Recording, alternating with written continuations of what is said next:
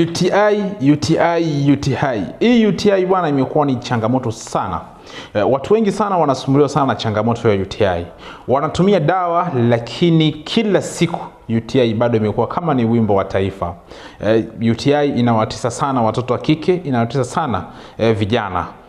UTI ni ugonjwa unaotibika, lakini pia leo nitakuelekeza dawa nzuri inayoweza kukutibu changamoto ya UTI na kumaliza kabisa. Unaweza kukaa hata mwaka mzima mpaka miaka miwili ya UTI isikusumbue. UTI, watu siku hizi wanakuwa wanatumia dawa za UTI lakini kila baada ya mwezi ama baada ya miezi mitatu UTI imewarudia tena kwa spidi zaidi na inawasumbua kweli kweli. Lakini leo nakuelekeza hii dawa ambayo inatibu na kuweza kumaliza changamoto zote za UTI. Sasa nisikilize vizuri niweze kukuelezea dawa hii jinsi gani inavyoweza kutibu changamoto zako za UTI na kuweza kumaliza kwa haraka sana. Lakini pia nitakuelekeza na kitu gani kingine uweze kufanya.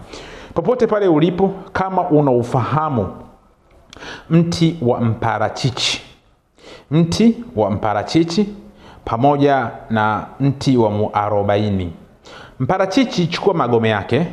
Chukua yale magome ya mparachichi, bandoa vizuri. Kisha utayasafisha na kuyaweka katika sufuria. Chukua na majani ya muarobaini, changanya pamoja.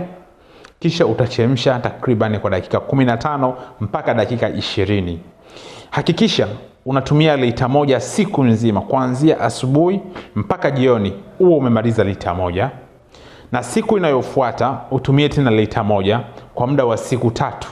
Tumia lita moja, maana yake kwamba utatumia lita 3 kwa siku 3. Hapo tunatibu na kuweza kumaliza changamoto yote ya UTI. Tasafisha kibofu cha mkojo na kuweza kuondoa bakteria wote wanaoweza kusababisha changamoto ya UTI. Uwe mwanamke ama uwe mwanaume. Lakini pia epuka mazingira ya uchafu. Nguo za ndani mwanamke badilisha kwa wakati, isizidi masaa 8.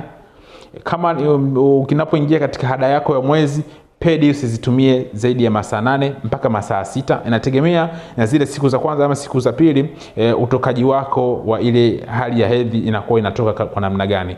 Kama inatoka sana kwa spidi, tumia masaa 4 tu, pedi badilisha, weka pedi nyingine ili kukwepa baadhi ya bakteria ambao utakuwa na kusababishia wewe kuweza kupata PID pamoja na UTI. Mtoto wa kiume, mnajisifu sana kwamba mnavaa boxer wiki 2, wiki 3. Mnaona kwamba ni wanaume, lakini huo si wanaume bali ni uchafu. Mtoto wa kiume huwezi kuvaa boxer wiki nzima na sema kwamba mimi ndio mwanaume navaa boxer wiki.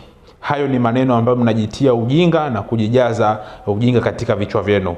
Badilisha nguo ya ndani kila baada ya siku 1 ama siku 2. Ondoa hiyo nguo ya ndani, kwa sababu kwamba unapoenda kujisaidia vile vitone vya mkojo huwa unapoingia katika hiyo nguo basi vinakuletea changamoto wewe mwenyewe baadaye. Usijisifu kwamba unavaa nguo ya ndani wiki nzima ndio wanaume. Huo si wanaume, ni uchafu. UTI inatibika, lakini nyinyi mmekuwa mnaifanya kuwa sugu kutokana na mazingira yenu ya uchafu. Sasa ondoa uchafu, tokomeza huo uchafu, tumia dawa vizuri ya UTI uweze kumaliza changamoto zako zinazokusumbua. UTI haitokusumbua tena.